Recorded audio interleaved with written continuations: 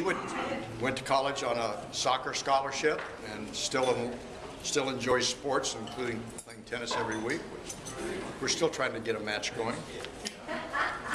He's done a lot of things before he became a financial advisor, including doing documentary films in Africa, for which he and his partner won a gold award in Houston. He and Crystal helped start the Seabreeze Community Church in Huntington Beach. It gives me a great deal of pleasure again to introduce a quality person, ronbudd. Thanks, Don. Appreciate that. Okay, I'm going to talk to you guys not a specific product like I did last time, or a specific percentage like I did last time.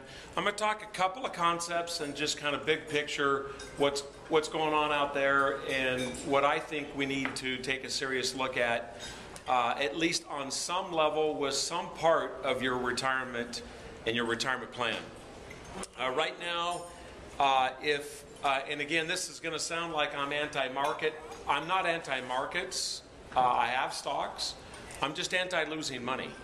So that's all I want to talk about as far as that. But as far as the markets are concerned, if you were the typical investor in the market with your IRA or your 401k rollover or whatever, and it's in the last 13, 14 years, your money has not grown at all. Now, for some of us, it's negative. For some, maybe it's a little positive. In the last 25 years, the average mutual fund, one of the heaviest advertisers on TV right now, are the companies that are, promoting mutual funds. And in the average in the last 25 years, and that's probably come down a little bit just based on what's happened in this last year, is your average gain's about 3%. So annually. So that's a 25-year period. So I don't know how many 25-year periods we have in retirement that we can throw away or not get it right.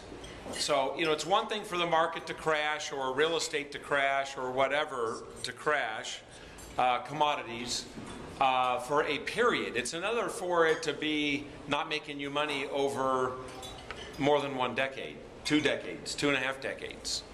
So the problem, so now we have to step ourselves back out of that and say, okay, what is conventional wisdom to a safe retirement? And the other question is, what is a safe retirement? So I want to talk about that as well. The problem with most retirement plans is they don't take income into account. They're always talking illustrative growth. This is what we can get for you. This is what it typically grows. This is what you'll have in the end. It all sounds fine and good, especially if it works, which is typically not working. That's just the truth. So the average investor, especially doing the average thing, which is in the market, is not gaining, is not getting what they want, and is not going to have the kind of income they're going to need at retirement. And the statistics prove that out. Only 4% of people in today's statistics will retire with the amount of income that they actually wanted. Only 4%. 26% will die. The rest will either live or continue to work to supplement their income to try to keep it going. A statistic just recently, a survey just recently on the baby boomer generation is the average baby boomer now thinks they're going to have to work 13 years past retirement. So if you like to work, and I think most of us, being as that we're small business owners, enjoy work. So this is not about retiring, sitting on your porch in a rocking chair. I'm reasonably certain that no one here, that's probably, I want to work, I just want to work on my terms. I want to do the things I would like to do. I'd like to be able to give back more. But you can't give what you don't have. So so the number one thing is income. Unfortunately, that's not the number one thing that's looked at when people look at their retirement plan. So income is king. Because even if your house is not paid off, if you have adequate income that you can count on, you can continue to pay the mortgage or the other bills. And even if your debts are paid, that doesn't mean your lifestyle is paid off. You still have insurance, gas, food, hopefully some entertainment, etc. All of that's expensive. I'm reasonably certain that most of you here would like to help your grandchildren and so forth with first-time house buying, college educations, you name it. This is part of our legacy. This is what we're trying to do. This is why we work so hard to build a business. So there's about 70% of the money controlled today in America is by baby boomers. Because if you were born between 46 and 64, you're sitting on, we collectively are sitting on roughly 70% of the purchasing power in America. We're on the front edge of retirement. So now, starting last year, we're retiring in great numbers. Some of you are younger than that, some a little bit older. But all of us are kind of in the same boat in this room. We're working hard for a bright future that's ours, not somebody else's. Otherwise, you can go to work for somebody else. There's the only reason, in my opinion, to be self-employed is because I always felt that I wanted to work for myself and build my dreams instead of someone else's dreams. And sadly, most people aren't wired this way. But to do that beyond work or retirement, you have to have done a good job, at least with a certain percentage of your money, to keep it safe and to have it grow.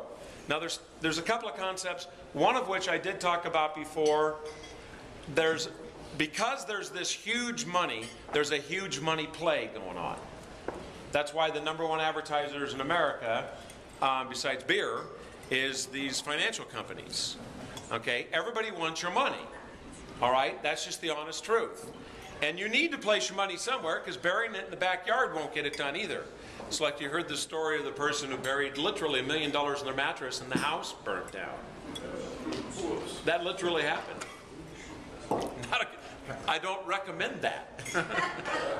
So what you're looking at is, what can I do with some of my money to safely grow it so it actually will be there in the end, creating income I can actually live on, at the hopes that the good Lord has given us an extra 30 or 40 years past retirement. That's a whole lifetime.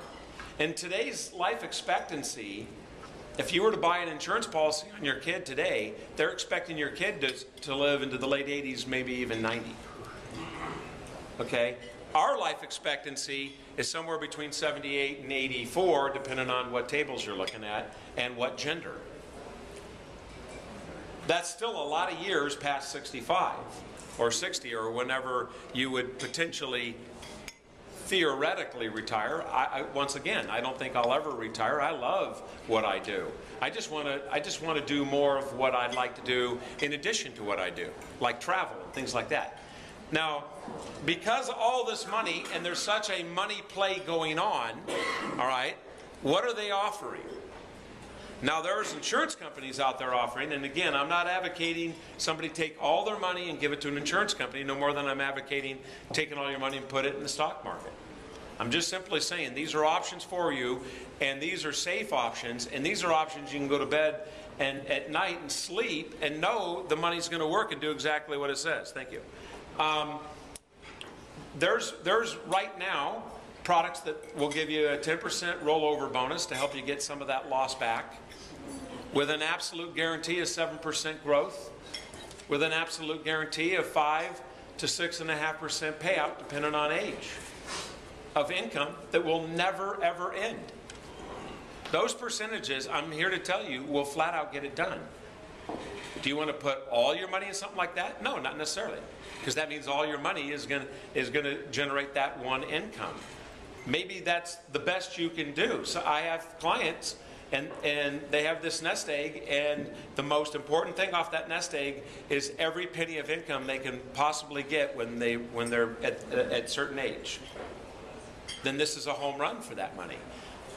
So that's a great product. There's another concept out there called infinite banking. Everybody in this room, if not for yourself, for your children, should read the book Becoming Your Own Banker by Nelson Nash. It was a bestseller 10 years ago. Most people, but because the money is trying to drive you into the market, you're never going to hear about this kind of thing. You know, there's only 3 ways you can buy something. One is you finance it. 2 is you pay cash. And the other is you finance it from yourself. And that's the infinite banking concept. This is a fabulous concept. It is the way you should finance your purchases in the future. But, you know, I don't have enough time to go over it with you. Again, it's one of the many things we could talk about if you just give me a chance to sit down. Or I promise you, if you refer me to somebody, they will like me and they won't feel pressured, and whatever comes out of it will be best case scenario for them, no matter what. Because that's what I'm all about. Any questions? Is that Kim? infinite banking that you're talking about, is that like a reverse mortgage, or is it something? No, it's nothing like that. It's a life policy designed by a particular couple of life companies with this concept in mind, that has a cash value guarantee of 4% and a loan provision that allows that money to continue to grow while you take loans and pay it back, take loans and pay it back. It'd be like putting the money in the bank, borrowing that money out to buy a car, but the money stayed in the bank at the same time, earning 4%, plus dividends. Fabulous, fabulous concept. Statistically cannot be beat when you're talking about spending money. Anthony. I give you an example. I just borrowed against one of my policies, take something off, and the company's charging 5%. I'm probably making the same back in the account, but I'm going to pay it back at 8%. I'm going to actually have a 3% gain on it. Yeah. Plus that money's growing tax deferred and compounding. Again, that's in addition to the 4% plus dividends. You just have to look at the math. It's pretty irrefutable. But we have been lied to in terms of how to purchase stuff. Paying everything off in cash is not necessarily a good idea either, because, you know, the whole pay cash and have no debt. When you pay something and you cash it out, guess what? That cash is gone forever. We'll never make you another penny. Okay, thank you very much.